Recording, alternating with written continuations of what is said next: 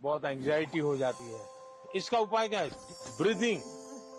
Sir प्राणायाम। हाँ हाँ, प्राणायाम बहुत काम करता है। आप एक अलग प्रकार की एनर्जी पैदा करते हैं। आप सांस लेते समय ऐसे ही फील करो कि ठंडी हवा अंदर जा रही है और गर्म हवा बाहर आ रही है। आप जरा चेक करो कौन से नोज से हवा ले रहे हैं आप। राइट। दोनों नोज से नहीं आ रही है हवा तो दूसरे को बुरा लगेगा। अब आपको मान लीजिए राइट से लेफ्ट जाना है तो उसको ऑर्डर करोगे तो मान जाएगा नहीं। उसका एक टेक्निक है। आपका अगर राइट चालू है तो बाएं दांत दबा दीजिए और एक तरफ ऐसे उंगली दबा दीजिए। आप देखिए सांस पहले यहाँ चलता था, धीरे धीरे यहाँ चला गया। Yes sir, yes. 5 सेकंड में बॉडी पर आपका कंट्रोल आ रहा है। Yes sir. दोनों नोज में अपना सांस चलना चाहिए, बैलेंस होना चाहिए। तो आप ऐसे ही हाथ, स्कूल में टीचर कहते हैं ना, Yes. ऐसे हाथ अंदर फिट करके अब बैठ जाइए। अब सांस लीजिए, देखिए दोनों नोज चालू हो गए। Yes sir. मैं कह रहा हूँ, ये कह रहे हैं कि सचमुच में हो रहा है। सच में हो रहा है। हैं?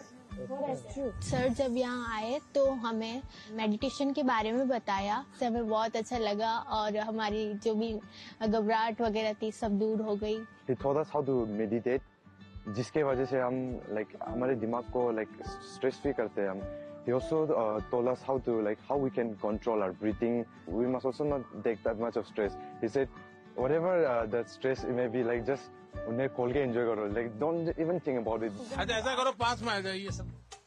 चलिए, अपना गुरुकुल है आज। सर हमने मॉर्निंग में लाफ्टर थेरेपी भी करी। अच्छा, वाह। कौन सबसे ज्यादा हंसा रहा था?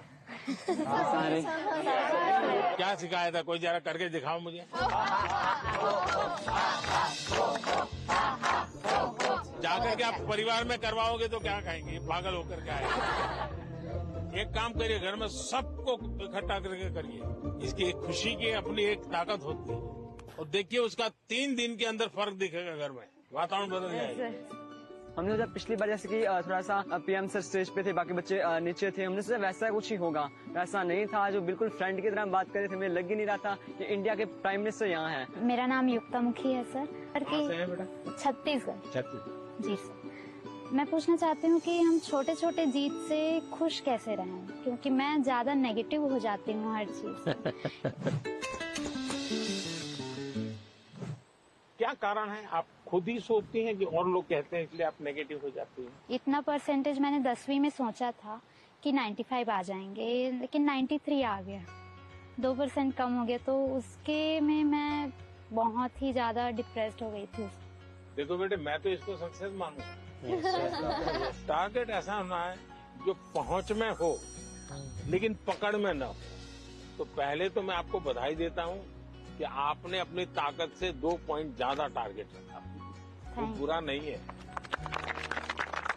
और आपने 90, और आप देख लीजिए अगली बार अगर आप 97 टारगेट रखोगी, आप 95 ले आओगी। आपका गर्व इस बात का है कि आपने 95 का टारगेट रखा था और आपने 97 का नहीं रखा, 99 का नहीं रखा, 100 का नहीं रखा, 95 रखा, तो आपको अपने विषय में भरोसा था। एक ही चीज को आप अलग तरीके से देख सकते।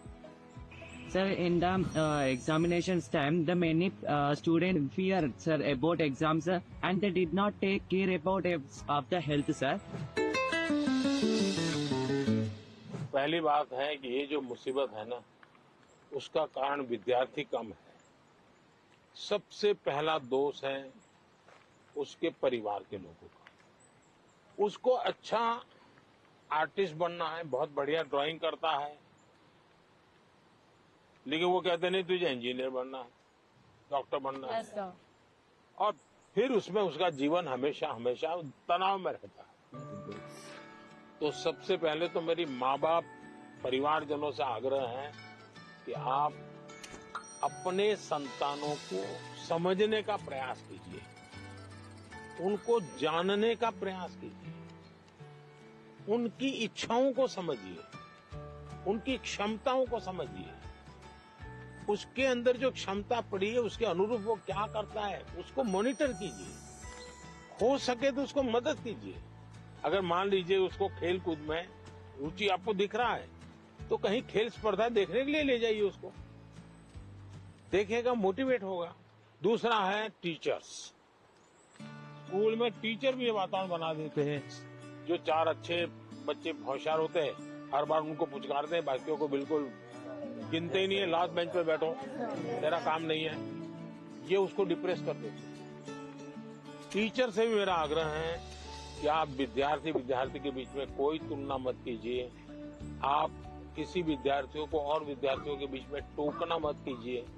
कुछ कहना है तो उसको अलग से हाथ लगा के, देखो बेटे तुम बहुत अच्छे हो, बहुत मेहनती हो, थोड़ा इसमें ध्यान दे दो। और विद्यार्थी को फिर सोचना होगा, मैं मेहनत करूं, अच्छा से अच्छा लाऊं, पिछली बार से अच्छा करूंगा, मेरे और दोस्तों के सामने भी अच्छा करके दिखाऊंगा। लेकिन यही जिंदगी नहीं है। मैं जब से देख रहा हूं आप अपने में ही खोई लग रही हो, खुल करके मिल नहीं रही हो। As being a senior student of my school, much of the time I used to motivate my juniors regarding their test examinations or whether it's about cultural literature competitions. But sometimes I feel like I'm not being able to motivate myself. आप कभी भी अपने आप को अकेला मत करिए। आप खुद अकेली अपने लिए बहुत सोचती हो, किसी को शेयर नहीं करती हो। किसी व्यक्ति की जरूरत है जो आपको मोटिवेट करे। आपके परिवार में कोई, आपके सीनियर्स में से कोई, दूसरा हो सके अपने आप को चैलेंज कीजिएगा। आज मुझे 10 किलोमीटर साइकिल चलानी है, अरुणाचल के पहाड़ों में भी 10 किलोमीटर हो जाए तो पूरा दिन भर एंजॉय करो। तो देखिए आज मैंने कर लिया, आपका विश्वास अपने आप बढ़ता जाएगा। तो छोटे छोटे प्रयोग होते हैं। खुद के साथ हमेशा खुद को पराजित करना, वर्तमान को ऐसे जीना कि पास्ट हमारा पास्ट हो जाए। उन्होंने एक बात कहा था कि सेल्फ गोल होना बहुत जरूरी है। आपको खुद मोटिवेटेड रहना चाहिए और खुद मोटिवेट करने के लिए आप बहुत सारी चीज फॉलो कर सकते हैं, जैसे कि आप छोटे छोटे अचीवेबल आप गोल्स रखिए अपना, और जब आप वो गोल्स को अचीव कर लेते हो तो हमेशा आप अपने को रिवॉर्ड किया कीजिए। इस तरह से उन्होंने मतलब कई बातों से मुझे मोटिवेट किया था। सर आपका कौन सा मोटिवेटर है? मेरा मोटिवेटर आप ही लोग हैं।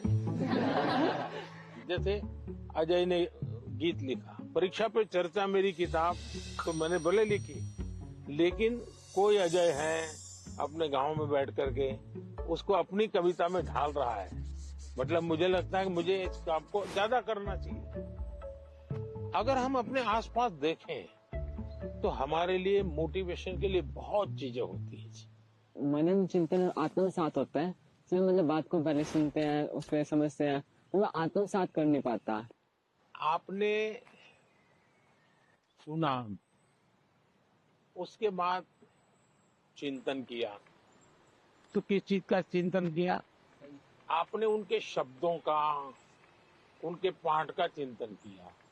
अगर कोई कहे सुबह जल्दी उठ जाना चाहिए, फिर मैंने मनन किया, हाँ उठने के इतने इतने फायदे होते हैं, फिर मैं सो गया, फिर आत्मसात कैसे होगा?